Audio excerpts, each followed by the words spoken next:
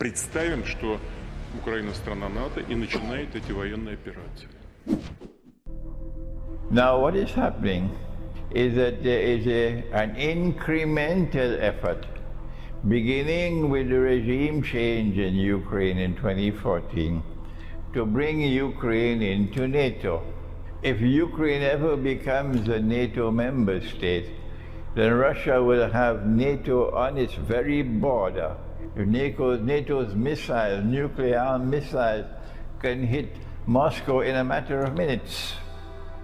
This is not a security option that Russia is prepared to accept at all.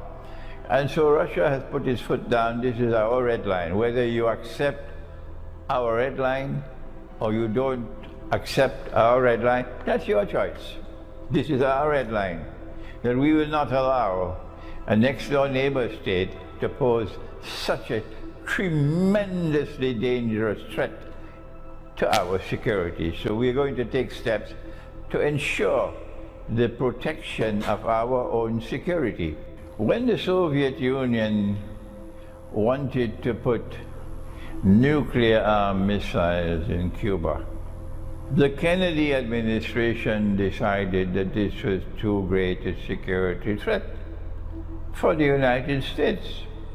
And so they put a quarantine around Cuba, that they would not allow any Soviet ships to enter Cuba without being searched, so that no nuclear missiles can be shipped to Cuba. And that was 1962, and the world watched. We were on the brink of nuclear war. Does Cuba have the right? Does Cuba have the right to do what it wants on its own territory? At that time, the United States says, no, Cuba does not have the right to pose a significant threat to the United States. And so the United States intervened, and American ships, the Navy, surrounded Cuba. And the Soviet ships were coming with missiles. And when they almost reached Cuba, and there was going to be confrontation, the Soviet ships turned around and went back home.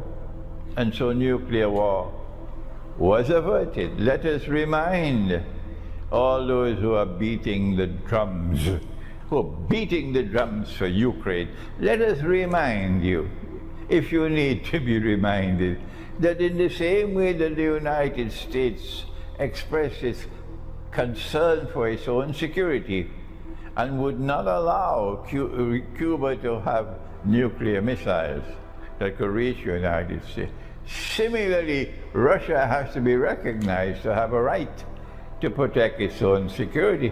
It is a superpower. It's the most powerful military power in the world today. And so that is the moral argument and the political argument for those who say, no, no, Ukraine has the right to do what Ukraine wants to do. Well, fine. You cross the red line and you see what's going to happen.